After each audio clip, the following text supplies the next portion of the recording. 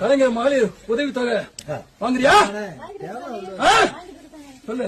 1000 ரூபாய் மாசம் கொடுத்துட்டு இருக்காங்க. இப்ப மொத்தமா 5000 ரூபாய் கொடுத்துருக்காங்க. பிள்ளைகளுக்கு ரொம்ப கொடுத்ததுனால ரொம்ப. யாருமா? மாமியார் பண்ணி. மாமியார் முதியோர் உதவித்தொகை வாங்குறியா? எப்படி? 1200 ரூபாய் கொடுத்தாங்க. இப்ப 2000 சேர்த்து 3200 ரூபாய் கொடுத்தாங்க. அப்படியா?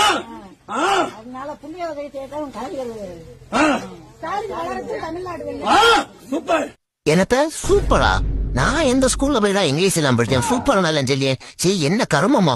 ஆனா மக்களே, எனக்கும் இந்த கூட்டத்துக்கு எந்த சம்பந்தமும் இல்லை. இவன் யாருன்னு கூட எனக்கு தெரியாது.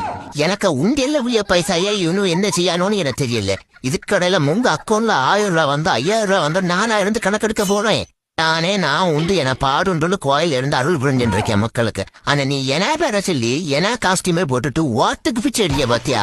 அது நினைச்சம்போதான் எனக்கு மனசு வலிச்சுது. அதே போல எனக்கு துணியை நீ யார கேட்டு எடுத்த மோட்டிச்சா? சும்மா வச்சில் உங்களை எல்லாம் திருட்டு பாயில மரியாதை என்ன துணியெல்லாம் கொண்டு ரூம்ல வச்சுக்கா. அதே போல எல்லா துணியும் நினைச்சு கொண்டு சொன்னோம் ஊத்த நாரி பாயில.